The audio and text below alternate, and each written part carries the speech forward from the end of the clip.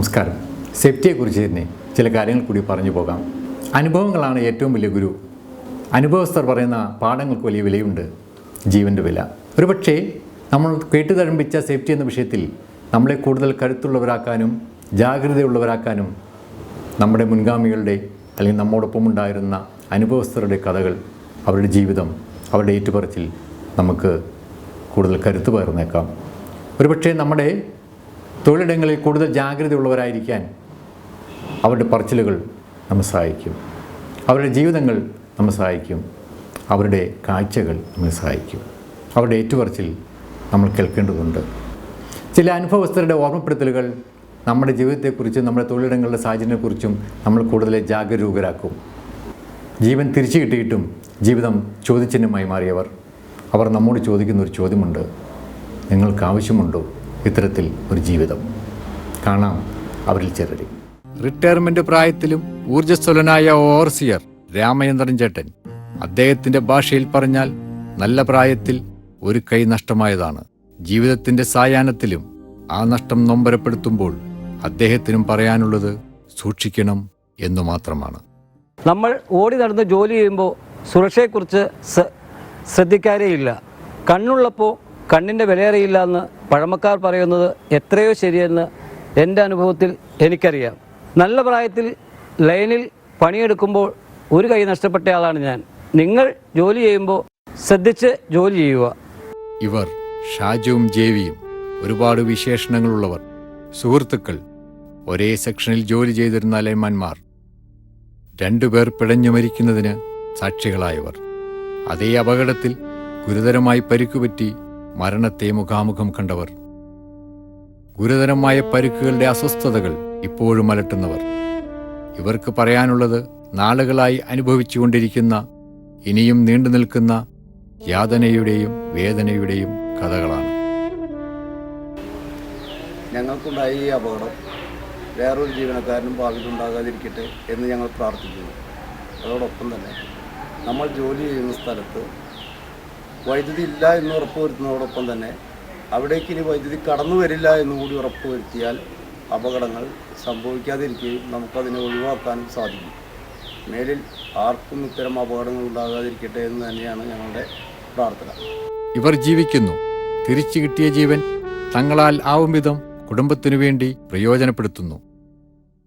എന്നാൽ ജീവൻ തിരിച്ചു കിട്ടിയിട്ടും മുന്നോട്ടുള്ള പ്രയാണം വലിയൊരു ചോദ്യചിഹ്നമായി മാറി.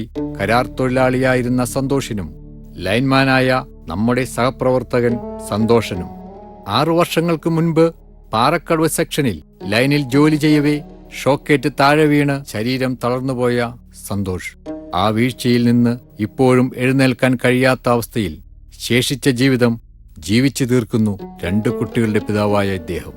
ശരീരത്തിന്റെ ചലനശേഷി നിലച്ചപ്പോൾ നിന്നുപോയതാണ് സന്തോഷിന്റെ വലിയ സ്വപ്നമായിരുന്ന വീടുപണി.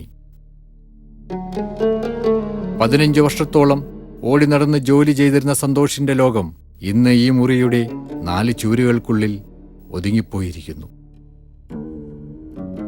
സന്തോഷിനെ പോലെ തന്നെ ദുരിതക്കയത്തിൽ വീണുപോയതാണ് കുറ്റ്യാടിക്കടുത്ത് നെടുവണ്ണൂർ സെക്ഷനിലെ ലൈൻമാനായിരുന്ന സന്തോഷൻ. സന്തോഷനെ കാണാൻ ഞങ്ങളെത്തുമ്പോൾ പതിവ് ആശുപത്രി സന്ദർശനം കഴിഞ്ഞ് തിരിച്ചെത്തുകയായിരുന്നു അദ്ദേഹം.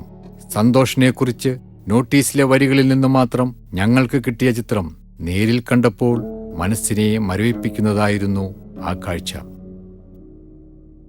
ലൈനിൽ പണിയെടുക്കവേ ഗുരുതരമായി പൊള്ളലേറ്റ സന്തോഷിനെ രക്ഷിക്കാൻ ശ്രമിക്കുന്നതിനിടയിൽ ഒപ്പമുണ്ടായിരുന്ന ഓവർസിയർ കെ ചന്ദ്രൻ മരണമടഞ്ഞിരുന്നു. ഗുരുതരമായി പൊള്ളലേറ്റതിനെ തുടർന്ന് 2 കൈകളും തോളറ്റവും 1 കാൽ മുട്ടിനു താഴെയും മുറിച്ചുമാറ്റി. അക്ഷരാർത്ഥത്തിൽ ജീവിതം മുറിച്ചുമാറ്റപ്പെട്ട നമ്മുടെ സഹപ്രവർത്തകൻ 1 ഗ്ലാസ് വെള്ളം പോലും എടുത്തു കുടിക്കാൻ പറ്റാത്ത അവസ്ഥയിൽ.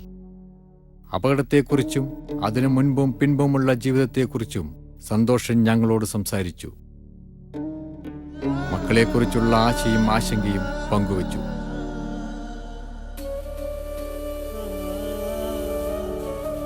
ബോർഡിലെ സഹപ്രവർത്തകരോട് എന്താണ് പറയാനുള്ളത് എന്ന ചോദ്യത്തിനു മുന്നിൽ ഒരു നിമിഷം മൗനിയായി.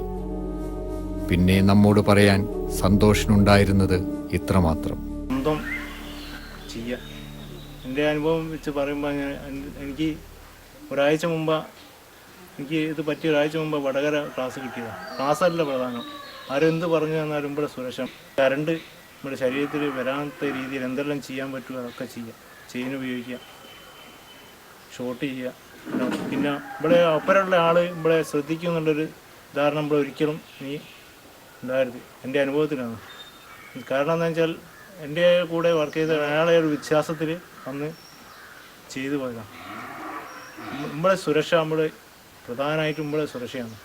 ഒപ്പരമുള്ള ആൾ ശ്രദ്ധിക്കും, അവിടെ അദ്ദേഹം ശ്രദ്ധിക്കല്ലോ എന്നുള്ള ധാരണയിൽ നമ്മൾ ജോലി ചെയ്താൽ നമുക്ക് അപകടം വരും. അത് തീർച്ചയാണ് എൻ്റെ അനുഭവത്തിൽ പറയുകയാണ്. പിന്നെ നമ്മളെ കുടുംബമാണ് പ്രധാനം. നമ്മൾ രാവിലെ ഇറങ്ങി പോകാനല്ലാതെ തിരിച്ച് നമ്മൾ കയറുന്നത് ഏത് രൂപത്തിലാണ് എൻ്റെ അനുഭവത്തിൽ ഞാൻ പറയാം. അപ്പം നമ്മളെ കുട്ടികളെയും ഭാര്യമാരെയും ഒക്കെ നമുക്ക് സംരക്ഷിക്കാൻ കഴിയണം. നമ്മളെ ജീവിതം മുന്നോട്ട് പോകണം. അപ്പോൾ അതുകൊണ്ട് എല്ലാവരും കുടുംബത്തെക്കുറിച്ച് ഓർത്തപ്പോൾ വാക്കുകൾ മുറിഞ്ഞുപോയി സന്തോഷിന്. വീണ്ടും കാണാമെന്ന ഒരുപക്ഷേ ഒരിക്കലും പാലിക്കാൻ കഴിയാത്ത വാഗ്ദാനം നൽകി തിരിച്ചിറങ്ങുമ്പോൾ മനസ്സുള്ളൊരുക്കി പ്രാർത്ഥിച്ചു, ദൈവമേ, ജീവിതത്തിൽ ഒരിക്കലും മറ്റൊരു സന്തോഷിനെയോ കാണാൻ ഇടയാക്കരുതേ.